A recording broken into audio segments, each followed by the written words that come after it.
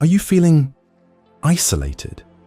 Like a single puzzle piece that can't quite find its place in the bigger picture? In this crazy, fast-paced world, it's so easy to feel disconnected, right? To feel like you're shouting into the void. But what if I told you that feeling of being alone is a massive illusion? What if, beneath the surface of everything, lies an intricate web that links us all together? Today, we're diving deep into a powerful concept from Zen philosophy: interconnectedness. It's a journey of rediscovering the bonds that tie us to the world, to each other, and even to ourselves. Trust me, stick with me on this one. If you've been feeling lost at sea, this could be the compass you've been waiting for. Let's talk about Aiko. Imagine a beautiful, tranquil Japanese garden. Meticulously raked gravel, carefully placed stones, the gentle splash of a fountain. Aiko lives there. On the surface, its serenity defined. But beneath that surface, a profound loneliness lives. Since her husband Kenji passed away and her kids left to forge their own paths, she's felt like a lone leaf, ripped from the branch and tumbling through the wind. Her days are filled with routine, tending to the garden she once shared with Kenji. Now it's tinged with sadness. She observes life swirling around her, but feels utterly removed. The vibrant colors of her roses seem to taunt her quiet existence. The cheerful chirping of birds just emphasizes the echoing silence in her home. It's not that she doesn't have love or memories. On the contrary, her heart overflows with them. She loses herself in old photographs, each one a stark reminder of the connections that defined her. But the more she looks back, the sharper her current isolation feels.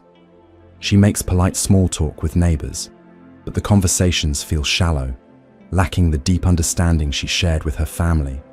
It's like being stuck on an island, watching ships sail by, knowing they're there but unable to close the distance. Sound familiar? This isn't just Aiko's story, it's our story. In a world that celebrates independence and self-reliance, feeling disconnected is almost an epidemic.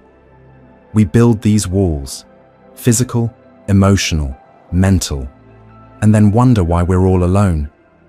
Aiko, bless her heart, is caught in that very trap, her grief amplifying her sense of separation. Intellectually, she knows she's part of the world, but her heart screams otherwise. She doesn't need another polite conversation. She needs a fundamental shift in perspective. Zen Buddhism teaches that this feeling of separation is the root of all suffering. We cling to the illusion of being a distinct self, separate from everything else, drawing lines where they just don't exist. Buddha taught us that our perception creates our reality, and if that perception is clouded by the belief in inherent separation, then isolation and unease become inevitable. This is Aiko's situation in a nutshell. She's focused on what she's lost, on the perceived emptiness, reinforcing that feeling of being utterly alone. But here's where things get interesting. Ancient wisdom, especially Zen, reveals a different truth. Everything is interconnected, interdependent, part of one seamless whole. Aiko's struggle isn't some bizarre anomaly, but a manifestation of a common human misperception. And the first step to breaking free is dismantling that illusion itself. Picture this. One crisp autumn afternoon, Aiko is sweeping fallen leaves from her garden path. A particular leaf catches her eye, a vibrant crimson, its edges just beginning to curl. As she holds it, a memory surfaces. Kenji, her beloved husband, used to say, "Look closely, Aiko. Even this single leaf isn't alone. It's connected to the tree, to the soil that nourishes it, to the sun that gives it life, to the rain that sustains it. It's part of something so much bigger." Back then, it was just a simple observation of nature. But now, in her solitude, those words hit with profound force. For the first time, Aiko truly sees the leaf not as a detached, dead thing, but as inextricably linked to the life of the maple tree. She traces those intricate veins, imagining the flow of nutrients that connected it to the roots, the trunk reaching for the sky, and the other leaves still clinging to their branches. And in that moment, something subtle begins to shift within her. The feeling of being utterly severed starts to soften, replaced by a faint whisper of connection. This is the first whisper of Zen's transformative power. We can't truly understand our place in the universe until we realize we were never separate to begin with. A few days later, she notices a tiny ant crawling across the vibrant crimson of that fallen leaf. The ant, seemingly insignificant, is interacting with the leaf, using it as a bridge, maybe an obstacle. And as Aiko watches this tiny drama unfold, a realization hits her like a ton of bricks. Even detached from the tree, the leaf isn't isolated. It's become part of the ant's world, an element in its immediate environment. This seemingly small observation sparks a major shift in Aiko's perception. She starts thinking about how even seemingly disparate things are constantly interacting and influencing each other. The boundary between the leaf and the ant wasn't absolute. For that one moment, they were connected in a shared experience. This observation echoes a core principle of Zen, the impermanence and interconnectedness of all things. Nothing exists in a vacuum. Everything is in a constant state of flux and relationship. Just as the leaf provided a path for the ant became part of the leaf's temporary story. Aiko starts extending this idea to her own life. Were the boundaries she perceived between herself and others, between herself and the world, really as solid as she thought? Maybe, like that leaf, she was still part of a larger ecosystem, even if the connections weren't immediately obvious. It wasn't a sudden rush of happiness, but a quiet contemplation, a gradual erosion of those rigid walls of isolation. She begins to wonder if the feeling of separation is a subjective experience, a trick of the mind that focuses on differences instead of the underlying unity. As spring arrives, Aiko throws herself into tending her roses, a task that brings her a quiet sense of purpose.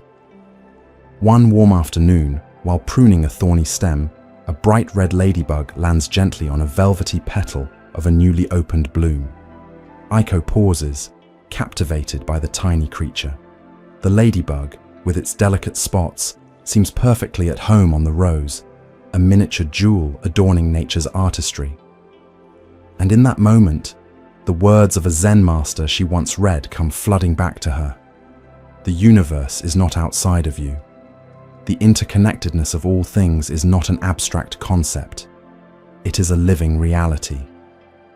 As she observes the ladybug, the rose, the soil beneath her fingers, the warmth of the sun on her skin, the gentle breeze rustling through the leaves, a profound sense of interconnectedness washes over her.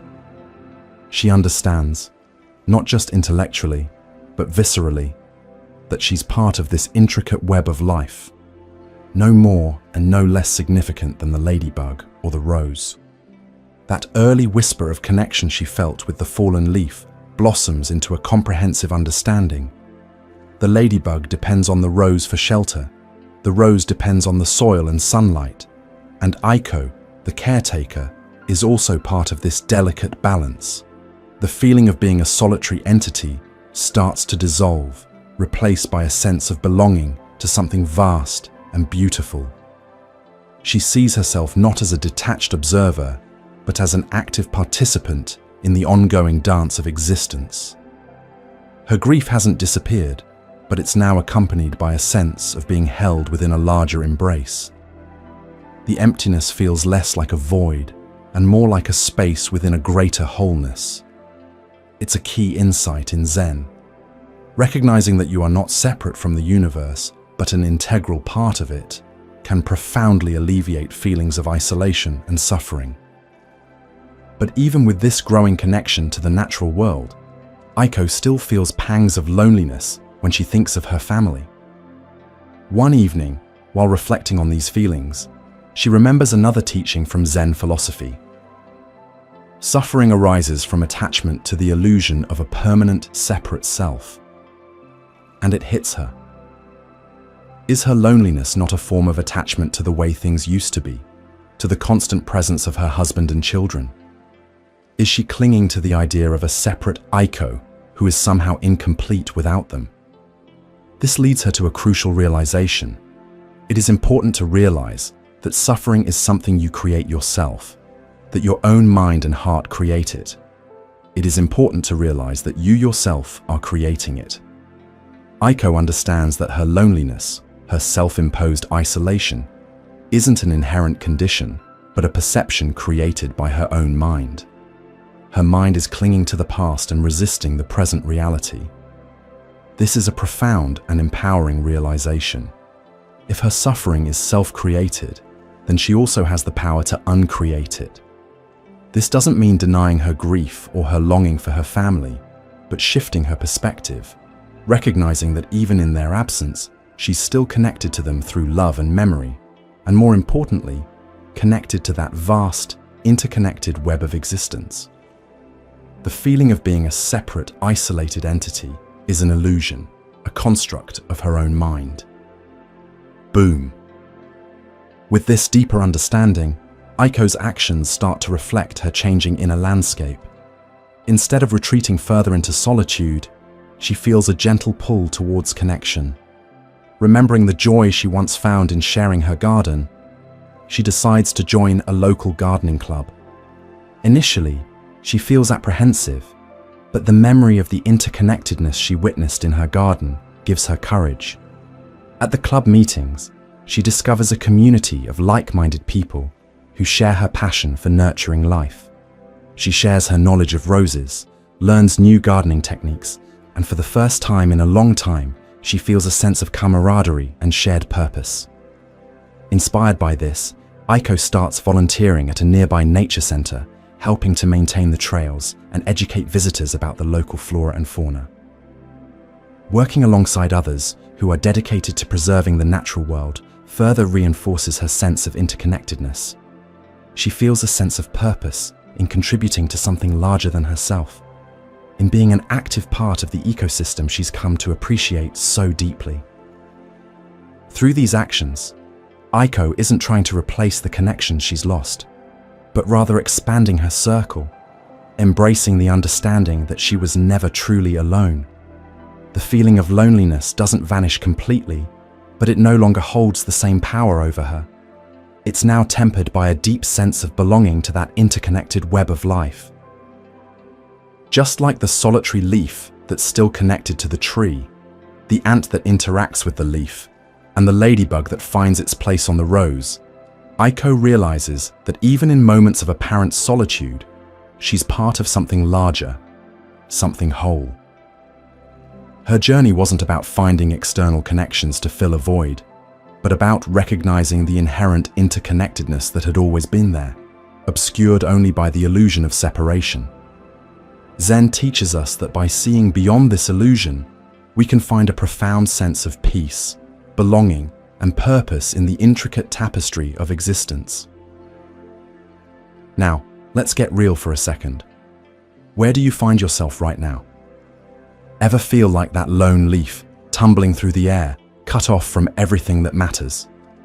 Maybe, just maybe, it's time to sharpen your vision, to really see the invisible cords that bind you to the universe.